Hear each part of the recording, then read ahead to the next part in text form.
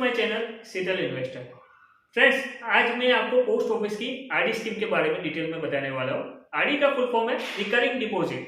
Friends, ये scheme post में और बैंक में दोनों में हो सकती है, पर मैं आज आपको इस वीडियो में पोस्ट ऑफिस की आरडी स्कीम के बारे में डिटेल में बताने वाला हूँ और पॉइंट बाय पॉइंट बताने वाला हूँ। आपकी मोबाइल की स्क्रीन के ऊपर सारे पॉइंट आ चुके हैं। जो हमारा फर्स्ट पॉइंट होगा वो है who can invest, second point है डिपॉजिट, थर्ड पॉइंट है एडवांस डिपॉजिट, फोर्थ पॉइंट है डिफॉल्ट, फिफ्थ पॉइंट है प्रीमेच्योर क्लोजर, सिक्स पॉइंट है इंटरेस्ट रेट और सेवन पॉइंट है मैच्योरिटी। फ्रेंड्स, ये जो आरडी अकाउंट है वो एक टाइप का गुड लक है। जैसे छोटे बच्चे अपने गुड लक में थोड़े थोड़े पैसे हर टाइम डालते रहते हैं और जब गुड लक बढ़ जाते हैं तो पूरे पैसे निकाल लेते हैं।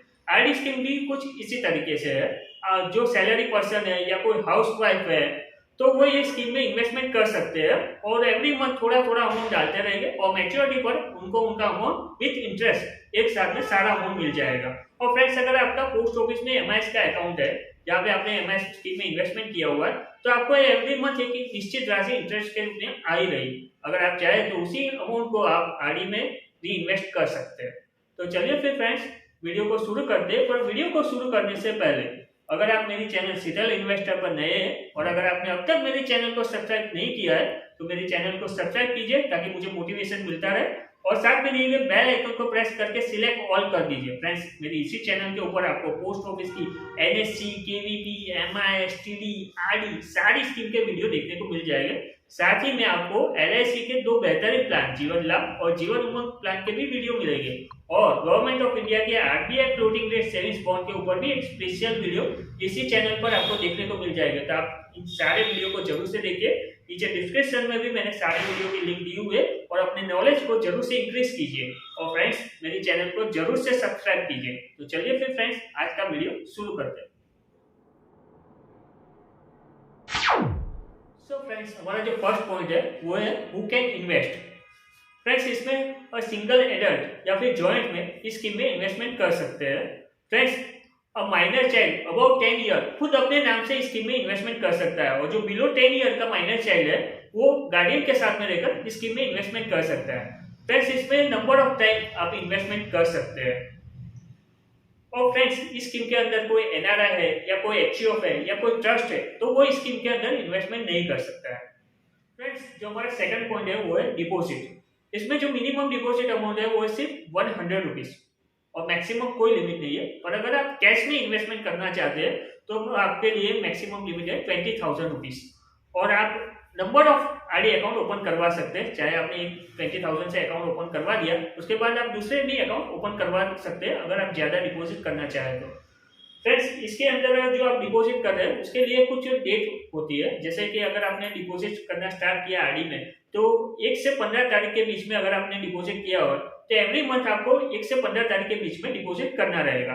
और अगर आपने 15 से 30 तारीख के बीच में आरडी अकाउंट ओपन करवाया है तो आप एवरी मंथ पूरे महीने में 1 से 30 के बीच में कभी भी इसमें डिपॉजिट कर सकते हैं। सो फ्रेंड्स, इसका जो थर्ड पॉइंट है वो है एडवांस डिपॉजिट। आप आरडी स्कीम के अंदर एडवांस डिपॉजिट कर सकते हैं। फ्रेंड्स, अगर आप फॉर एग्जांपल लेते हैं कि आप 10,000 रुपीज की आरडी कर रहे हैं एवरी मंथ, तो अगर आप 6 मंथ का एडवांस डिपॉजिट कर रहे हैं तो आपको जो रिबेट अमाउंट मिलेगा वो होगा 1,000 रुपीज। और अगर आप पूरे साल का यानी कि 12 मंथ का एडवांस डिपॉजिट करवा रहे हैं तो आपको जो रिबेट मिलेगा 10,000 की आरडी के ऊपर वो होगा 4,000 रुपीज। यानी कि आप साल का पूरा 1,20,000 रुपीज डिपॉजिट करें तो उसमें से 4,000 डेबिट करके आपको बाकी का अमाउंट डिपॉजिट करना रहेगा और आपकी आरडी के बुक के ऊपर पूरा अमाउंट मेंशन करके आपको दिया जाएगा। फ्रेंड्स, इसके अंदर आप जब अकाउंट ओपन करवा रहे हैं वो टाइम पे भी एडवांस डिपॉजिट कर सकते हो। बाकी के टाइम में जब आपका नेक्स्ट प्रीमियम ड्यू होता है वो टाइम पे भी आप वापस से एडवांस डिपॉजिट कर सकते हैं। या तो फिर आपने फर्स्ट टाइम एडवांस डिपॉजिट कर दी उसके बाद वो सेकंड टाइम पे अगर आपके पास पेमेंट नहीं है तो आप रेगुलर पेमेंट भी इंस्टॉलमेंट भी भर सकते हैं। वो आपके ऊपर डिपेंड करता है। फ्रेंड्स, हमारा जो फोर्थ पॉइंट है वो है इंटरेस्ट रेट। फ्रेंड्स, आपकी मोबाइल की स्क्रीन के ऊपर आप देख सकते हैं कि इंटरेस्ट रेट का एक चार्ट आ चुका है जिसके ऊपर अभी का आरडी का इंटरेस्ट रेट भी मेंशन किया हुआ है और फॉर एक एग्जांपल भी दिया हुआ है कि अगर आप 10,000 रुपीज की आरडी करवा रहे हैं तो आफ्टर 5 ईयर इंटरेस्ट के साथ आपको कितना अमाउंट मिलेगा। फ्रेंड्स, ये जो आरडी स्कीम है उसके ऊपर आपको इनकम टैक्स की सेक्शन 80C की छूट नहीं क्लेम कर सकते आप। इसके ऊपर इनकम टैक्स की सेक्शन 80C की कोई भी छूट नहीं है। और फ्रेंड्स, इसका जो इंटरेस्ट मिलेगा वो टैक्सेबल है पर पोस्ट ऑफिस किसी भी तरीके का इसके ऊपर टीडीएस कट नहीं करेगा। फ्रेंड्स, हमारा जो फिफ्थ पॉइंट है वो है डिफॉल्ट। फ्रेंड्स, इस स्कीम के अंदर अगर आप रेगुलर डिपॉजिट नहीं करवा रहे हैं तो आपको डिफॉल्ट चार्ज भी लग सकता है।